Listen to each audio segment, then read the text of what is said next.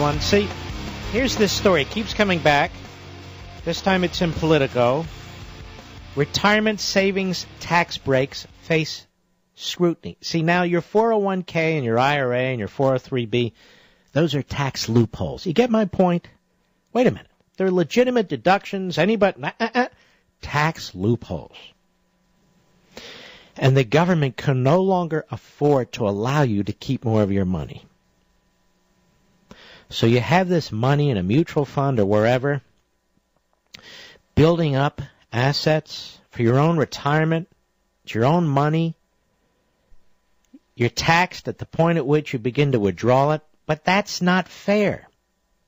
That's not fair to the government. Because in the end, the government owns the fruits of your labor, your work. That's also part of the battle that's going on here, isn't it, ladies and gentlemen? See, I really want you to think about this and spread the word. This isn't about the rich. This is about you. I say it over and over again. Why are they even talking about eliminating your 401k plan? Because if they can do it to some rich guy, they can do it to you. Because if the law doesn't mean anything, it doesn't mean anything in protecting you either. If private property means nothing, then private property means nothing. So your own little nest egg is going to be threatened. What I'm trying to say is those millionaires and billionaires, they're not a threat to you. They're not taking anything from you. They're not preventing you, obstructing you to be successful or do whatever you want. The government is. If you try to open a business, some billionaire from Nebraska, he's not going to stop you. Local, state, and federal government, they're the ones you got to get through. Their Rube Goldberg list of regulations and requirements and inspectors and the licenses and can I pay this tax and the federal tax and the user fees and the water fee. That's not millionaires and billionaires. Those are your representatives and they're bureaucrats. Now, if the problem is you don't want to compete, that's a wholly different story. But just to get a business started, the problem's not the private sector. The problem's what's being done to the private sector. It's crucial, which is why I say this most days and nights on this program, that we stop thinking the way these politicians and bureaucrats want us to think. Don't be jealous of your neighbor. Don't be angry that somebody's successful. Good for them. They can make whatever they want. There's no limited pie. Go get your own pie. They're not even relevant to you. They're not relevant to your life, except, of course, if they're creating a product or service that you want, then they're helpful.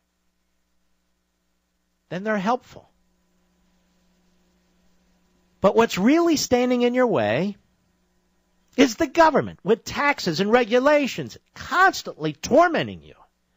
And once you've started a business and you've become successful, they're constantly browbeating you. Put in your fair share. I mean, is it a fair share if somebody works 18 hours a day for 5 years, finally breaks through, is making, let's just throw it out, is making $1 million a year gross, and some hack like Joe Biden says, hey, you've got to have skin in the game. There are people here who make a lot less than you. There are people here on food stamps. We need more of your money to take care of them. It's just not fair. You have enough of what you want. Do you see what I mean? That argument is repugnant. It's unconscionable. It's immoral. All the time and life effort, time away from family, spent trying to create an enterprise, trying to become a millionaire if you wish, or just pursuing your interest, or as the Constitution says, life, liberty, and the pursuit of happiness. Minding your own business, participating in an open society. Some reason you owe somebody something because you finally, through your own smarts, your own hard work, all those hours, because you finally made something of yourself, or something you wanted to make of yourself. I also look at it this way. We have people in this country that go to school for, 19 years. to become medical specialists in a particular field, a surgeon or a cardiologist or whatever it is. 19 years. Not just high school and college, not just high school, college, and graduate. Beyond that, 19 years. They've not made a significant living.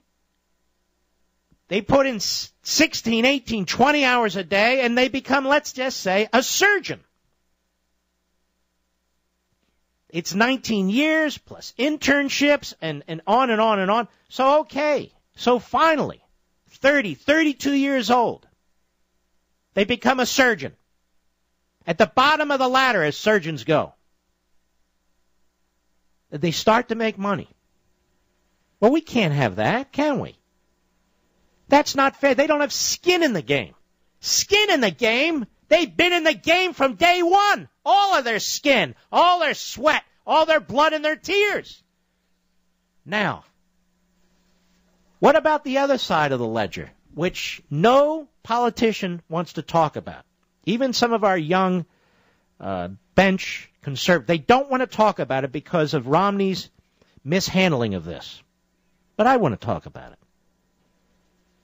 Is every single person on food stamps deserving of it?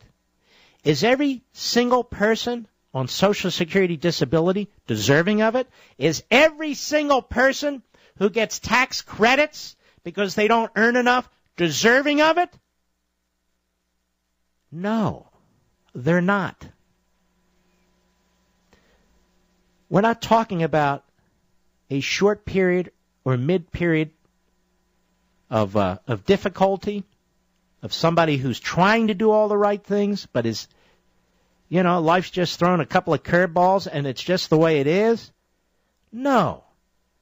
We're talking about millions of our fellow citizens who are playing the system, who don't want to work, who want something for nothing, who want to steal from you and your labor and what you want to provide for your family or what you want to reinvest in your own business or your own ideas. We have millions of people like this, despite what Obama says, despite what some of the others say and what the media say. So we have people who take this blessing of life and put it to good use, work hard, whether it's with their hands or their minds, or both, whether they're farmers in rural areas, whether they're in inner city areas, wherever they are, suburbs, outer burbs, and they work hard, and they're successful, and we dismiss them. Oh, millionaires and billionaires. That is, anybody who earns an adjusted gross income of $250,000, any family or any small business, and beyond, big businessmen, we just treat them like they're nobodies, like they haven't worked, like they haven't earned, like they're nothing, like they're second-class citizens. Hey, they got to have more in the game. Obama, gratuitously, he knows full well that raising taxes on these people will do nothing to prevent what could be a horrific fate for this nation. Boehner knows it will do nothing to address the debt. Nothing. When you have a yearly deficit of 1.2 to 1.4 trillion and you're talking about $90 billion a year for 10 years, it's nothing. And when I was young, I'm 55, I'm not that old. When I was young, my parents would tell me, and society generally, work hard, go to school, find something you're interested in or good at, and make something of yourself. Become successful. Do the best you can at what you pursue. We don't hear this anymore today. We had a whole campaign built around free contraceptives. We shouldn't have a whole campaign built around free anything unless it's freedom. Anyway, that's my 2 cents worth. We'll be right back. Mark Levin.